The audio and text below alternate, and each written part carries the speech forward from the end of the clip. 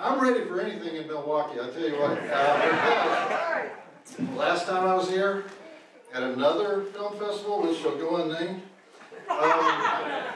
the organizers put me on the same program as Douglas Fairbanks Jr. Now, I would have to look up when Douglas Fairbanks Jr. died to know the exact date that I was here, but because he was on his last legs at that film festival, his buckle was starting to unswash, if you know what I mean, and I think you do. So, but my question is this, who thinks it's a good idea to put Joe Bob Briggs and Douglas Fairbanks Jr. on the same discussion panel at a film festival? So the questions at that thing would range from, what was it like to work with Cary Grant on Gunga Din?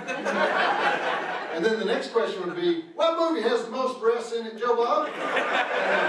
On the same panel, back-to-back questions. And by the way, the movie with the most breasts is Gas Pump Girls. So I need to clarify that because people in this audience are planning to go home and binge watch naked actresses of the 80s to determine the correct answer there. So, what? Naked counts. Oh. Count the naked. It's here. All right. All right. So I know a lot of you. I know a lot of you from your embarrassing Twitter profile pictures. So thanks for coming tonight. And at any rate, I'm very happy to be here at Twisted Dreams. I want to thank Chris and Steve for doing this festival. I hope it continues to grow. I think it's one of the great horror events in the country, and that's why I'm here. And but first, I want to say, all right, how many of you subscribe to Shudder? And how many of you have seen The Last Drive-In? My new show, which by the way grossed people out last night because we showed Brian Usna's Society, and some people weren't ready for that. And how many people have seen all 3 Last Drive-In marathons on Shudder? Okay, it's all these people down here at the front. All the rest of you have to leave. So, let me just make one comment here at the beginning about safe spaces and trigger warnings, okay? Because normally I only do this show in cities in the Deep South that love their Confederate monuments. You know what I mean?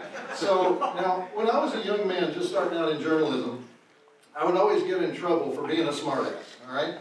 And so when the censor came along to say I couldn't say something or write something or broadcast something, he would always say, "You're going to offend the older people, Joe Bob." Now today, when I'm one of the older people, the censor comes along to say I can't write something or say something or broadcast something, and he always says, "You're going to offend the younger people, Joe Bob." What the fuck?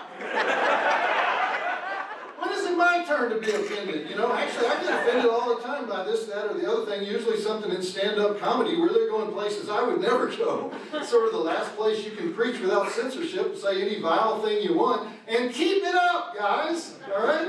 So for those of you who need a safe space, here it is.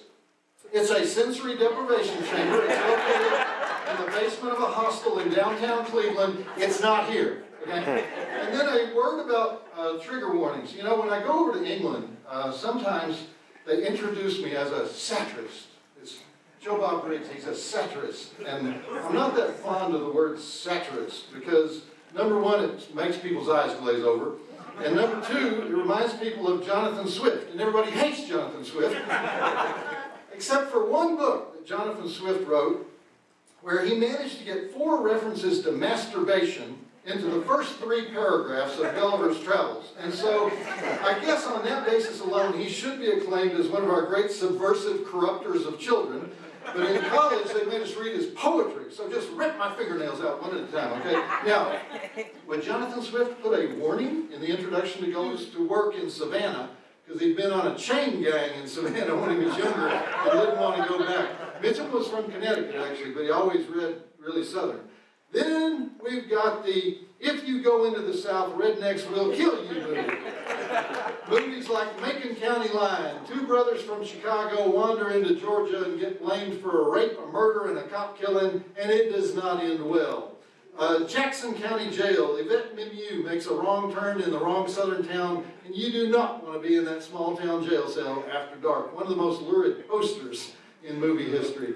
And of course, I would be remiss if I didn't mention 2000 Maniacs, the classic horror film made in St. Cloud, Florida, about the southern town that was massacred by Union troops during the Civil War. So every 100 years, the town comes back to life so that Yankee tourists can be lured there and killed in the most grisly ways imaginable. It's the southern version of Brigadoon.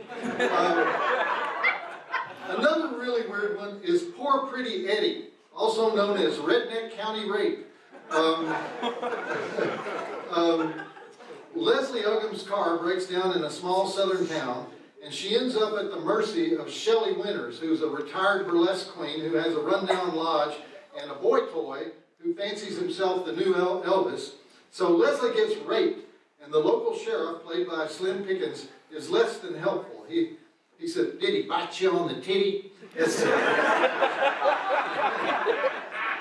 And so she has to take her revenge.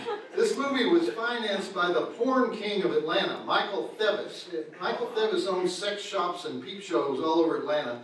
Thevis would end up in jail for money laundering and other crimes, escape from prison in 1978, and turn up on the FBI Most Wanted list. Now, as far as I know, he's the only movie producer ever to make the Most Wanted list. It took a redneck to achieve that distinction.